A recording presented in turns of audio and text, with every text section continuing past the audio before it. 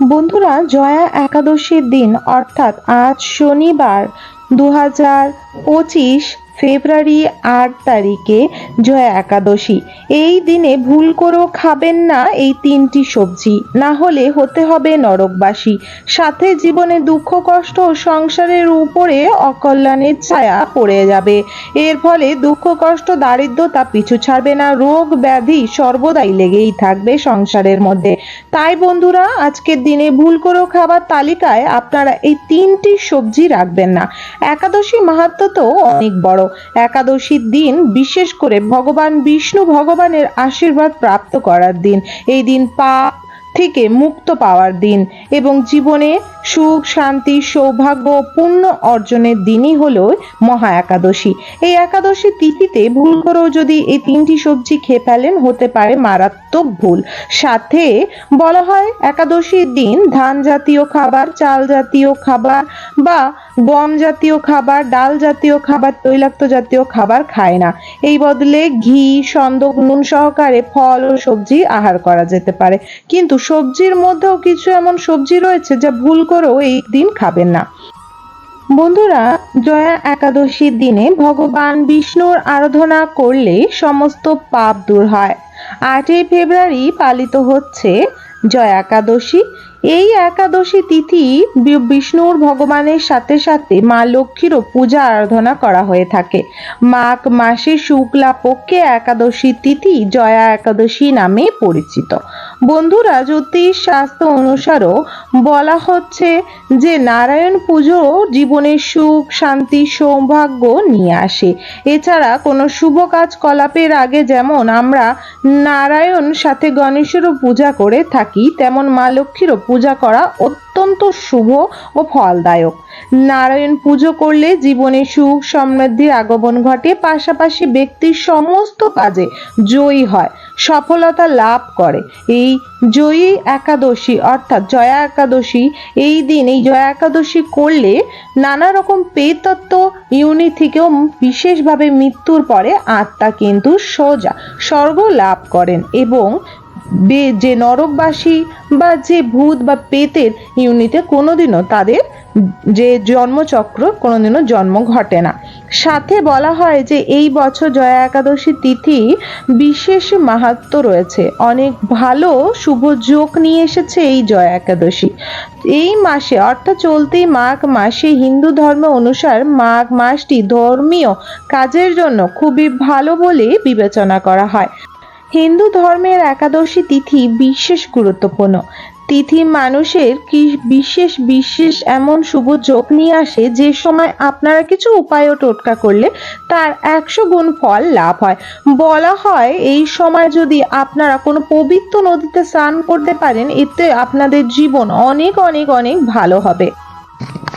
তাই বন্ধুরা, অবশ্যই এই দিন গঙ্গা স্নান করুন। এবং এই উপবাসের সম্পর্কে শ্রীকৃষ্ণ বিশেষ বিশেষ কথা বলেছেন বা নারায়ণ দেব বলেছেন যে এই একাদশী পালন করলে পিশাচ বা ভূত পেত রূপে জন্ম নেয় না এবং পুনর্জন্ম তার খুবই শীঘ্রই বা গুরুত্বপূর্ণ তিথিতেই তার পুনর্জন্ম হয় এবং জীবনে থাকা পাপ থেকে সে মুক্তি পায়।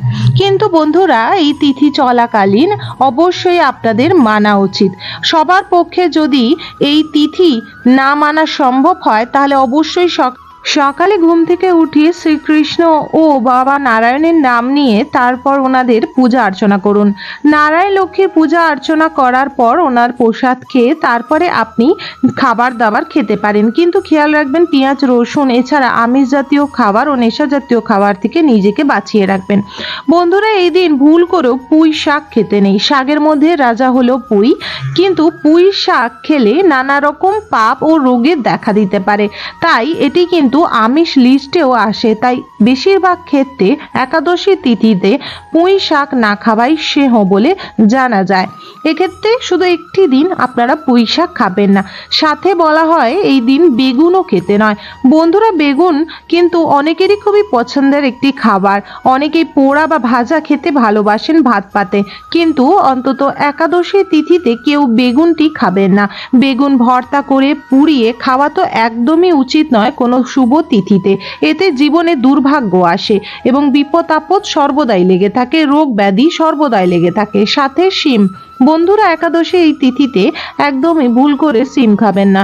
সিম খেলে নানা রকম রোগ ব্যাধি দেখা দিতে পারে, পেটের সমস্যাও দেখা দিতে পারে, তাই এই দিন শিম খাবেন না। সাথে এই দিন কলার থোড় ও মোচা না খাওয়াই সেহ।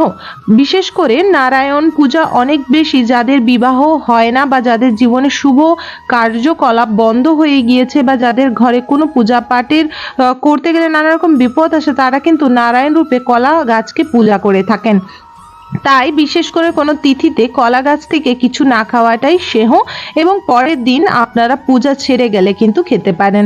সাথে এই দিন নেশা জাতীয় দ্রব্য এবং বিশেষ করে রুটি যেগুলো পুড়িয়ে তৈরি করে অনেকেই খেয়ে থাকেন, যারা বিশেষ করে একাদশী তিথি মানেন না তারা কিন্তু রুটিটি খাবেন না, কোনো জিনিস পুড়িয়ে এই দিন খাবেন না।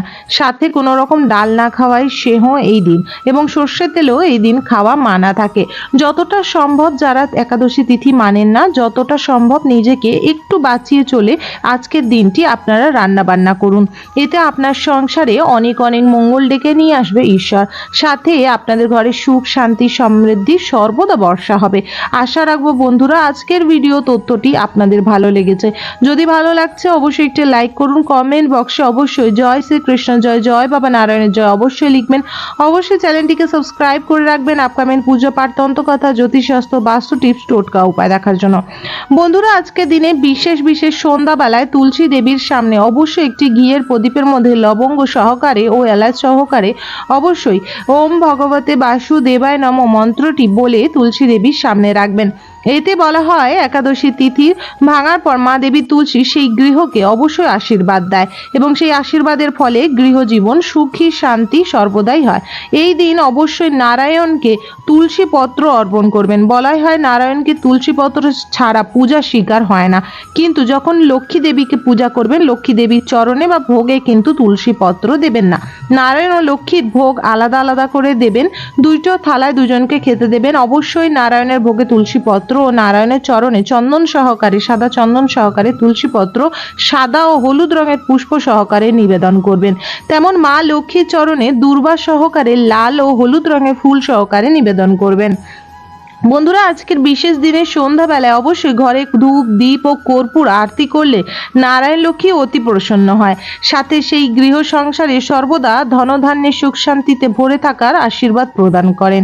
এই দিন বিশেষ করে আপনি যদি আপনার ঘরে লবঙ্গ কর্পূর ও এলাচ দিয়ে যদি মা লক্ষ্মী ও নারায়ণের আরতি করেন, এতেও বলা হয় ঘরের মধ্যে পজিটিভ এনার্জি বিরাজ করে, সাথে নেগেটিভিটি দূর হয়, সংসারের আয়োন্নতি বাড়ে। আশা করব সবাই ভালো থাকবেন, সুস্থ থাকবেন। অবশ্যই ভিডিওটি লাইক ও কমেন্ট করে দেবেন।